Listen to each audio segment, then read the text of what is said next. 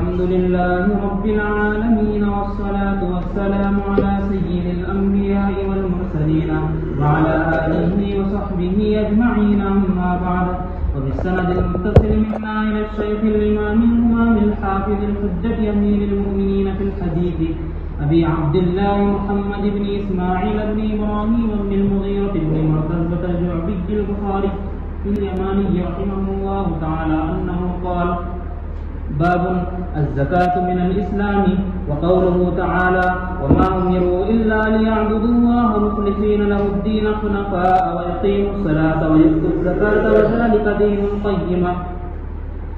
وبه قال حدثنا إسماعيل قال حدثني مالك بن أنس عن أمه أبي سهيل بن مالك عن أبيه أنه سمع طلحة بن عبيد الله رضي الله عنه وعنهم يقول: جاء رجل إلى رسول الله صلى الله عليه وسلم من أهل نجد سائر الرأس نسمع دبي صوته ولا نفقه ما يقول حتى دنا فإذا هو يسأل عن الإسلام فقال رسول الله صلى الله عليه وسلم: 5 صلوات في اليوم والليلة. فقال: هل علي غيرها؟ قال: لا إلا أن تطوع. قال رسول الله صلى الله عليه وسلم: وصيام رمضان. قال: هل علي غيره؟ قال: لا إلا أن تطوع. قال: وذكر له رسول الله صلى الله عليه وسلم الزكاة. قال: هل علي غيرها؟ قال: لا إلا أن تطوع. قال: فأدبر الرجل وهو يقول: والله لا أزيد على هذا ولا أنقص. قال رسول الله صلى الله عليه وسلم: أفلح إن صدق. بسم الله الرحمن الرحيم. الحمد لله رب العالمين والصلاة والسلام على سيد الأنبياء وأشرف المرسلين وعلى آله وصحبه أجمعين ومن تبعهم بإحسان في كل زمان ومكان إلى يوم الدين. أما بعد. باب الزکاة من الاسلام.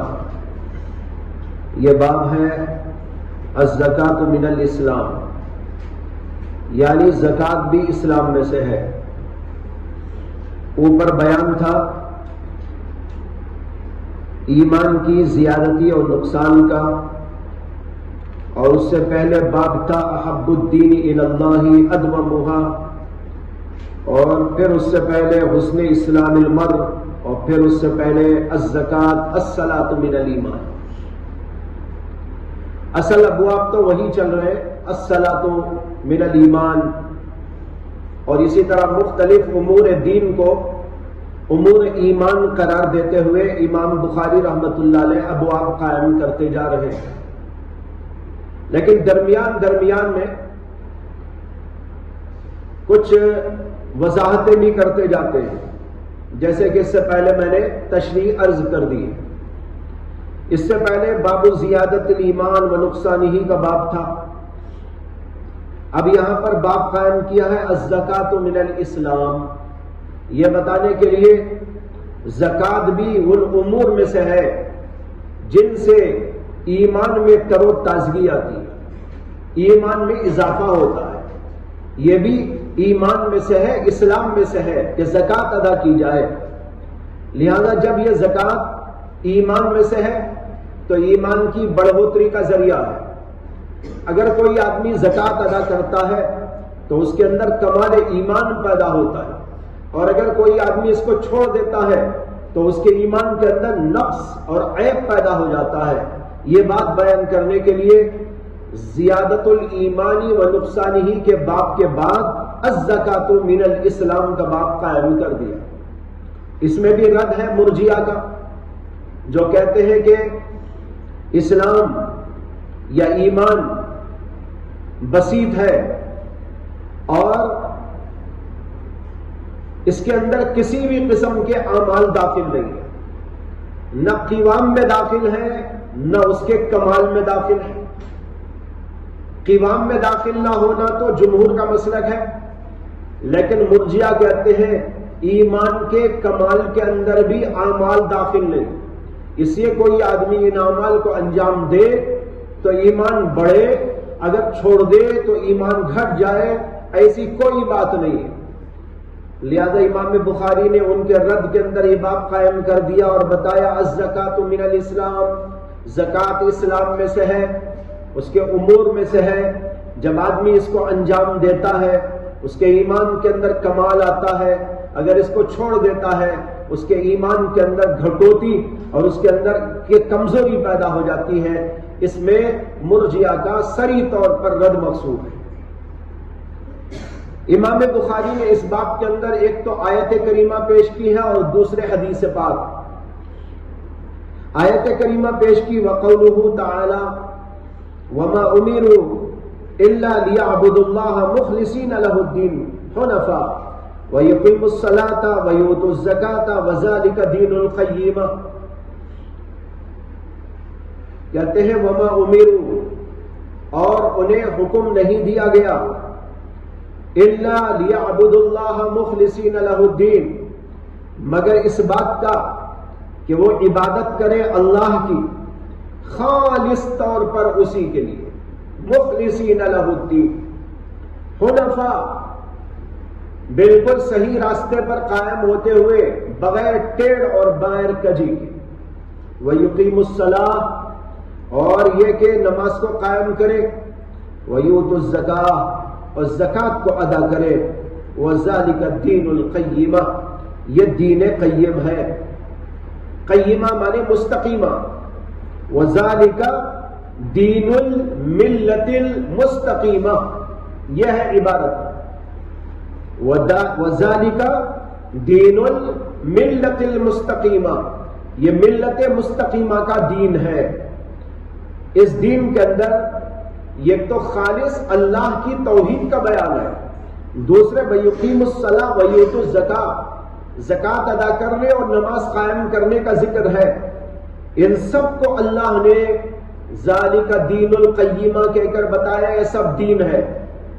اور امام بخاری کے نزدیک دین اور ایمان ایک ہی بات ہے۔ دین کہنا، ایمان کہنا گویا کہ مترادف الفاظ ہیں، اس لیے امام بخاری استدلال کرتے ہیں وذالک دین القیمہ سے کہ دیکھو اللہ نے توحید کو بھی دین کہا، نماز کو بھی دین کہا، زکوٰۃ کو بھی دین کہا، یعنی یہ سب ایمان ہے، یہ سب کا سب اسلام ہے، یہ سب کا سب دین ہے۔ لہذا معلوم ہوا کہ جیسے نماز دین ہے، جیسے نماز اسلام ہے، جیسے نماز ایمان ہے، اسی طریقے پر زکوٰۃ بھی دین ہے اور وہ بھی ایمان و اسلام ہے۔ سمجھ میں آیا استدلال؟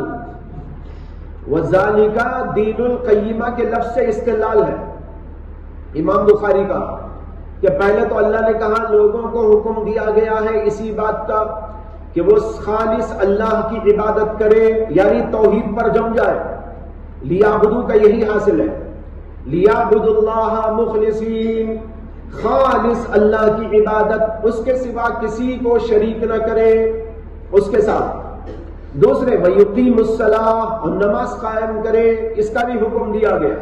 وَيُؤْتُ الزَّكَاةَ، اور زکوٰۃ ادا کرے، اس کا بھی ان کو حکم دیا گیا۔ یہ تینوں حکم جو اوپر دیے گئے، اخلاص کا حکم اور دوسرے نماز کا حکم اور تیسرے زکوٰۃ کا حکم، ان تینوں چیزوں کو اللہ نے کہا وَذَلِكَ دین القیمہ، یہ دین ہے۔ اور دین کے معنی ایمان، دین کے معنی اسلام، لہذا دین اور ایمان اور اسلام مترادف ہونے کی وجہ سے یہ سب کے سب دین اور ایمان اور اسلام میں داخل ہو گئے۔ اس سے کیا سمجھ میں آیا؟ سمجھ میں یہ آیا توحید بھی ایمان ہے، نماز بھی ایمان ہے، زکوٰۃ بھی ایمان ہے، اور اسی لیے باب قائم کیا الزکوٰۃ من الاسلام۔ باب ثابت ہو گیا نہیں ہو گیا؟ یہ ہے امام بخاری کا مقصد۔ اس کے بعد حدیث پیش کی۔ حدیث یہ ہے کہ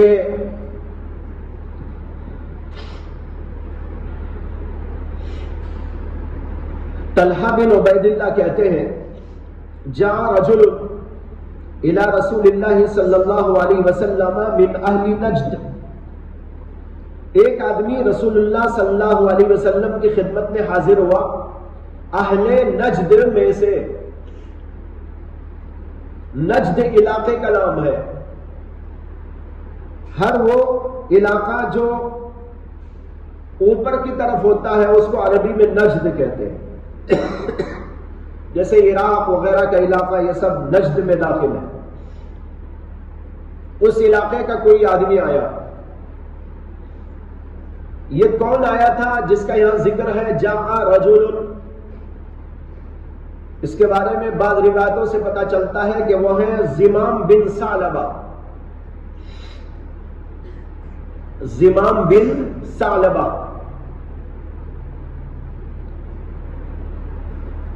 بعض علماء اسی کے قائل ہیں کہ اس روایت کے اندر آنے والا یہ آدمی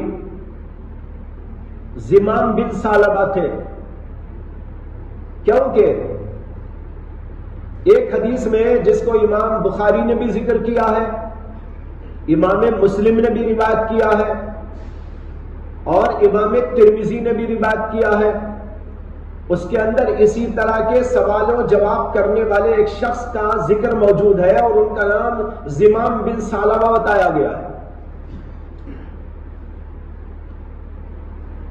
حضور اقدس صلی اللہ علیہ وسلم سے آ کر انہوں نے کچھ سوالات کیے تھے، اللہ کے نبی نے جوابات دیے تھے. بخاری میں کتاب العلم کے اندر وہ حدیث آئے گی، وہاں پر ان کا نام آیا ہے زمام بن ثعلبہ. تو اس لیے بعض علماء کا خیال یہ ہے کہ اس حدیث کے اندر بھی وہی مراد ہے، یہاں پر نام ذکر نہیں کیا گیا ہے اور رجل کہہ دیا گیا ہے. لیکن بعض اور علماء کا خیال یہ ہے کہ نہیں، یہ وہ اور آدمی ہے، یہ اور ہے. زمام بن ثعلبہ کی حدیث آپ پڑھیں گے تو اس کا سیاق و سباق اور اس کا انداز دوسرا ہے، اور یہاں پر جو حدیث آ رہی ہے اس کا انداز و سیاق و سباق دوسرا ہے. اس وجہ سے بعض علماء کا خیال یہ ہے کہ یہ دو الگ الگ حدیثیں ہیں. زمام بن ثعلبہ کی حدیث الگ ہے اور یہاں پر جس کا ذکر آیا یہ حدیث دوسری. واللہ اعلم. کہتے ہیں سائر الراس، ایک آدمی آیا رسول اللہ صلی اللہ علیہ وسلم کی جانب آپ کی خدمت میں، اہل نجد میں سے جس کے بال بکھرے ہوئے تھے.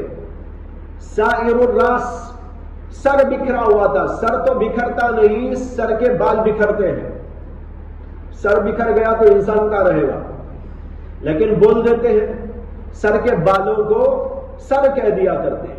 جیسے بولتے ہیں بھائی اپنا سر ٹھیک کرو، اور سر کیا ٹھیک کرے گا؟ وہ بال ٹھیک کرے گا. بول دیتے ہیں سر ٹھیک کرو. تو اسی طریقے پر یہاں سائر الراس یہ کہا کہ سر بکھرا ہوا تھا، یعنی سر کے بال بکھرے ہوئے تھے. نسمع دوی صوتہ، ہم سن رہے تھے اس آدمی کی گرج کو یا اس آدمی کی بھن بھناہٹ کو. دوئی اس کے معنی آتے ہیں گونج.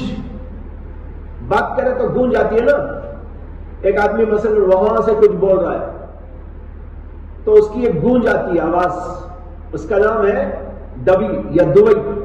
تو کہتے ہیں نسمع دوی صوتہ، ہم اس آدمی کی آواز کی گونج کو سن رہے تھے. ولا نفقہ ما یقول، لیکن یہ سمجھ میں نہیں آ رہا تھا کہ وہ بول کیا رہا ہے.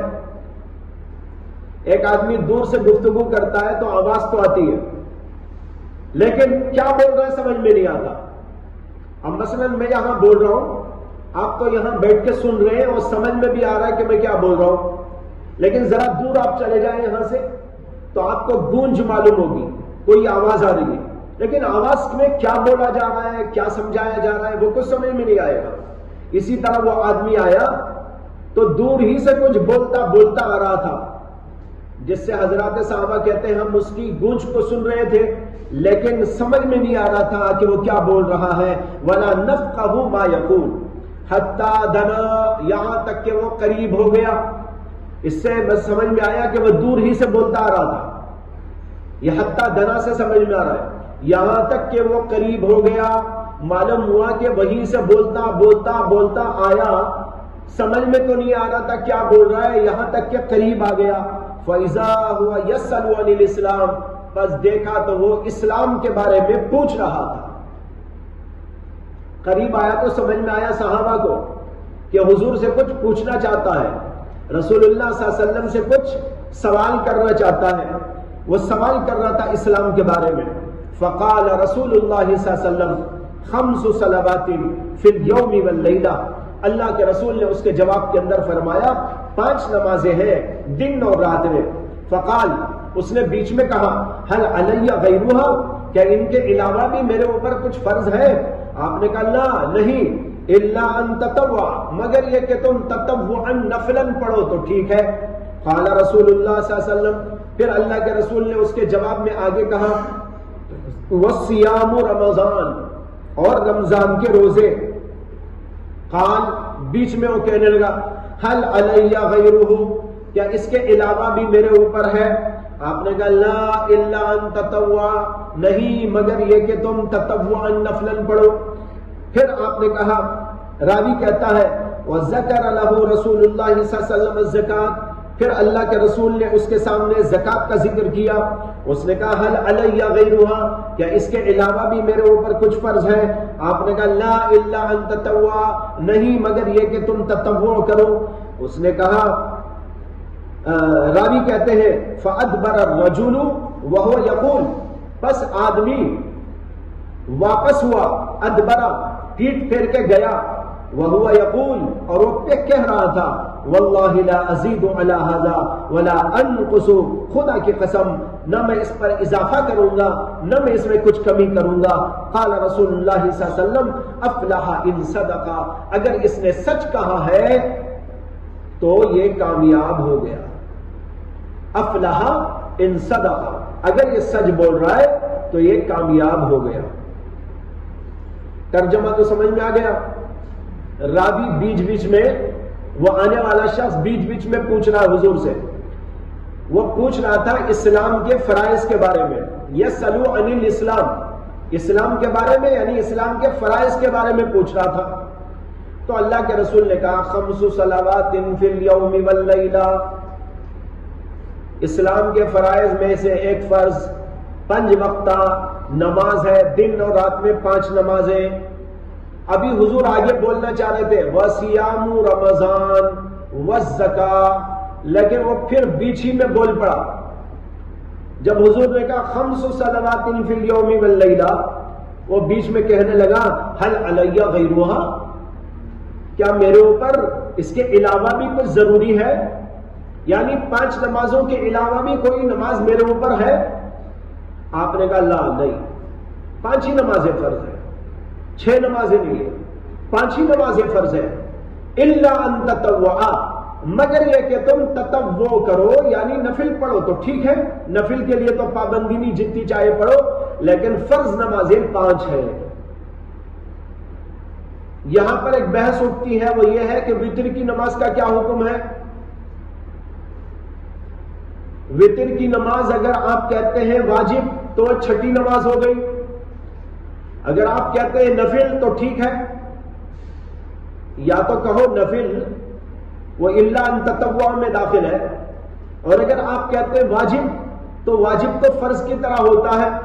جب فرض کی طرح, اور حضور اس کی نفی کر رہے اور کہتے نہیں 5 ہی نمازیں ہیں, اس سے زیادہ نہیں, اس سے زیادہ جو کچھ ہے وہ تطوع ہے. تو اس سے معلوم ہوا کہ وتر کی نماز واجب نہیں ہے, وتر کی نماز تطوع اور نفل ہے. یہ مسئلہ وتر کی نماز کے بیان میں ترمذی کے اندر مستقل ابواب آ رہے ہیں, وہاں پر بیان کیا جائے گا اور اس کے دلائل بیان کیے جائیں گے. لیکن ذہن میں یہ رکھیے کہ ایک دلیل ان لوگوں کی جو یہ کہتے ہیں کہ وتر کی نماز واجب نہیں ہے, ان لوگوں کی دلیلوں میں سے ایک دلیل یہ ہے, اس سے استدلال ہے ان کا. تو بہرحال بیچ میں اس نے سوال کیا تو حضور نے جواب دے دیا نہیں, ضروری نہیں ہے, فرض نہیں ہے, مگر یہ کہ تم تطوع کرو. اس کے بعد حضور نے اپنی اگلی بات شروع کی اور کہا وَصِيَامُ رَمَضَانَ, اور رمضان کے روزے. اتنا کہتے ہی پھر وہ بیچ میں بول پڑا, کہنے لگا هل علی غیرها, هل علی غیرہ, یعنی ان رمضان کے روزوں کے علاوہ بھی میرے اوپر کچھ فرض ہے روزے. اللہ کے رسول نے کہا نہیں, الا ان تطوع, مگر یہ کہ تم تطوع کرو. تطوع والے تو پرکھ سکتے ہیں، لیکن فرض روزے تو صرف اتنے ہی۔ اس کے بعد راوی نے یہاں انداز بدل دیا، انہوں نے کہا وَذَكَرَ لَهُ رسول اللہ صلی اللہ علیہ وسلم، اس کے بعد حضور نے اس کے سامنے زکوٰۃ کا بھی ذکر کیا، اور ایک روایت میں ہے وَشَرَائِعِ الْإِسْلَامِ، اور اسلام کے دیگر شرائع کے بارے میں بھی ذکر کیا۔ وہ یہاں بھی بیچ میں پوچھنے لگا حل علیہ غیرہا، زکوٰۃ کے علاوہ بھی میرے اوپر کچھ فرض ہے؟ آپ نے کہا نہیں، مگر یہ کہ تم تطوعاً دے دو۔ اس کے بعد وہ آدمی جو ہے پیٹ پھیر کے جانے لگا، ادبر الرجل۔ اس سے معلوم ہوا کہ بڑوں کے سامنے سے پیٹ پھیر کے جا سکتے۔ بعض پیروں کے ہاں دیکھا ہے لوگ پیچھے پیچھے جاتے ہیں، دیکھا ہے نہیں، بلکہ مزاروں میں بھی کرتے ہیں ایسا، زندہ پیروں کے ہاں بھی کرتے ہیں، اور جو مرحوم پیر ہیں وہاں بھی کرتے ہیں کہ پیٹ دکھا کے نہیں جاتے۔ حالانکہ یہاں ہے فَأَدْبَرَ الرَّجُلُ، پیٹ پھیر کے جانے لگا۔ حضور سے بڑھ کر کون پیر، حضور سے بڑھ کر کس کی ذات؟ لیکن ایسا طریقہ جو لوگوں نے جاری کر لیا ہے یہ حضور کے ہاں اور صحابہ کے ہاں نہیں ہوتا، نہ حضور نے اس کو برا سمجھا نہ کسی صحابی نے برا سمجھا۔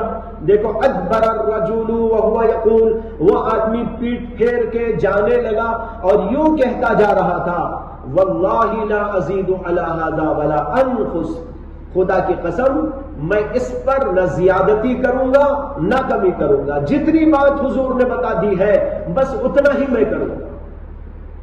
اللہ کے رسول نے کہا افلح ان صدقہ، اگر یہ سچ بول رہا ہے اور اسی طرح کرے گا جیسے میں نے اسے کہہ دیا ہے تو یہ کامیاب ہو گیا۔